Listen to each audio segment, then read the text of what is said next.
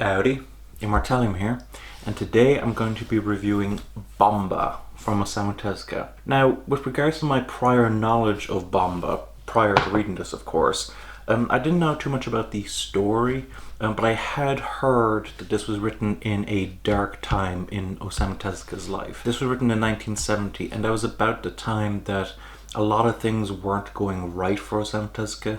He was less popular than he was before.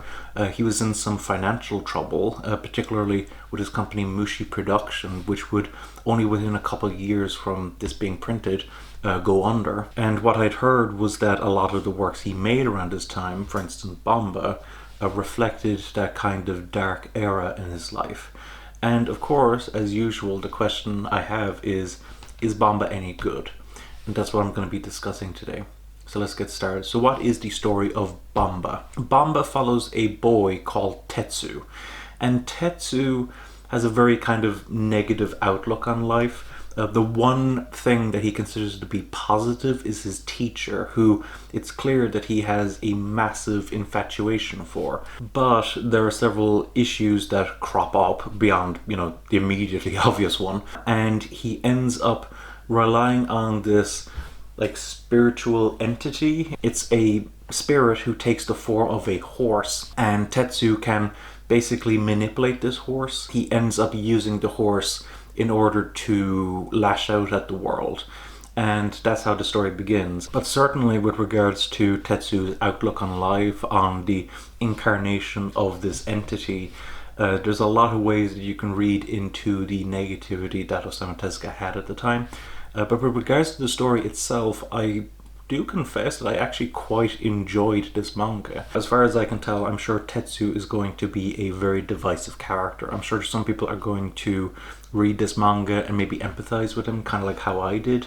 And I'm sure some people are going to read this manga and think that Tetsu is like a terrible person, that he has little to no redeeming qualities, etc., etc. But the fact is that, as far as I'm concerned, the world is treating Tetsu pretty badly. And it makes sense to me why he would lash out, particularly when he learns how he can. And from that perspective, I found him quite sympathetic, even though he wasn't doing particularly good things. The rest of the characters are more there to develop Tetsu, with regards to, for instance, his teacher, some other teachers, his parents, and some other people that get introduced later on in the story. They all serve the purpose of either kind of reinforcing his negativity on life or trying to rejuvenate his faith in humanity, which is quite a tough battle when it comes to Tetsu. So I wouldn't regard the characters besides Tetsu as being particularly memorable, but they do serve in many ways quite well for this story. And my biggest criticism of the story of Bomba is its ending, its conclusion. As I said before, this is quite a short manga, and the conclusion to this manga feels quite rushed, I would have to say.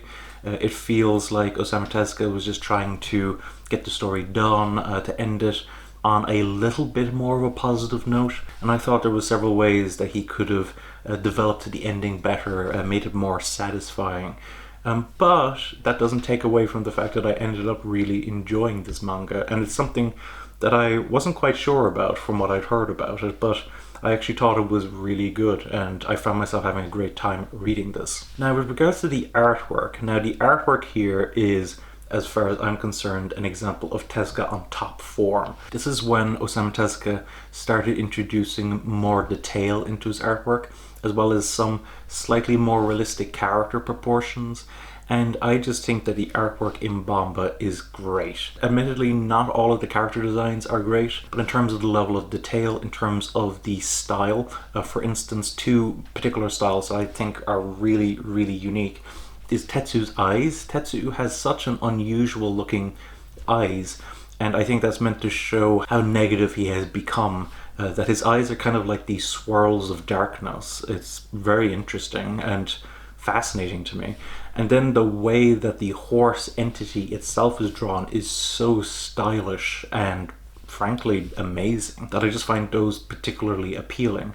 The rest of the artwork has some great panel usage, and there are some pages where I just stopped and just admired the beautiful artwork. So I do have to say that I really love the artwork in general in this manga. As I said, there's a couple of character designs that I'm just not super fond of, but in general I think this is a sumptuous looking manga, and definitely one of my favorites in terms of the artwork of Osamu Tezuka. Now with regards to the presentation, and we're going to spend a little bit more time here than normal because I have a couple of things to say. So first off, if we compare it to my trusty Yotsuba, you will see that it is the same height as a standard tankobon, but it is quite a bit wider, and there's a couple of reasons why that is the case that I will get onto.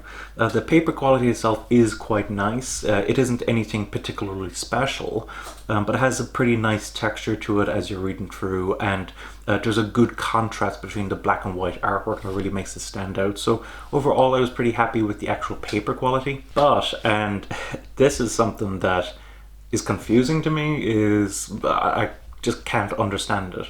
If we take a look at the edges of the page, you will see that they are frayed. They look like they've been torn, damaged somehow, etc, etc.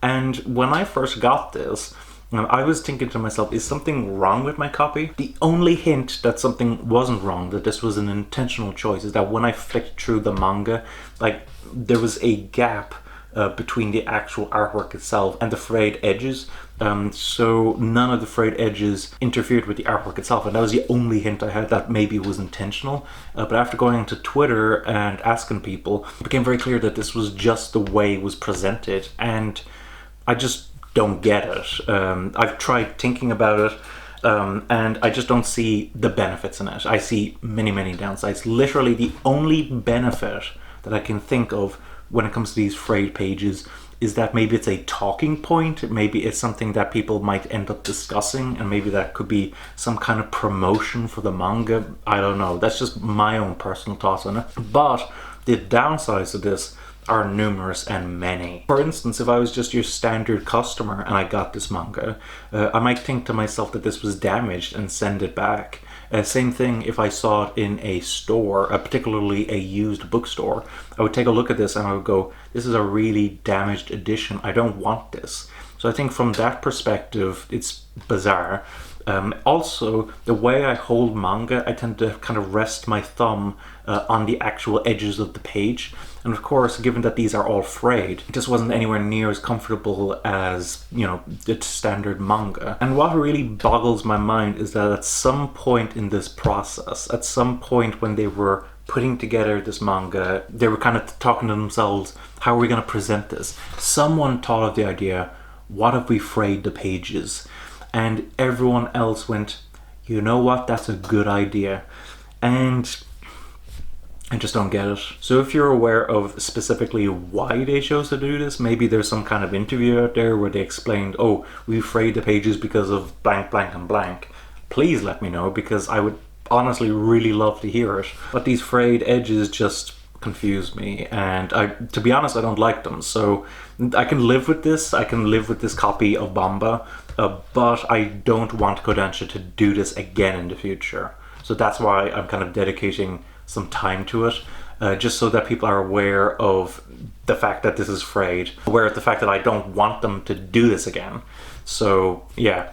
Besides that, there aren't really any other extras in this release. You do get a preview for Princess Knight, which, beyond the obvious advertising for Princess Knight, I feel is to make this book a little kind of fatter, because the actual story itself is quite short. It's only like 150 pages.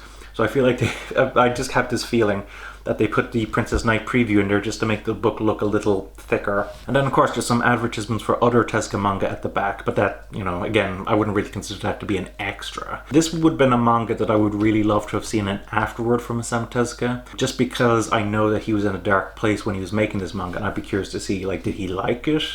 Did he dislike it? You know, all that kind of stuff. What are his thoughts on the manga? And I would have thought that would have been pretty swell, but what can you do? It's still a respectable release of it, besides the frayed pages. So overall, what are my thoughts on Bomba? I did quite enjoy this manga, both from a story perspective and an artistic perspective. And while I wouldn't regard it to be a perfect manga, certainly not, I do think that it is a strong Tezuka title, at least for me.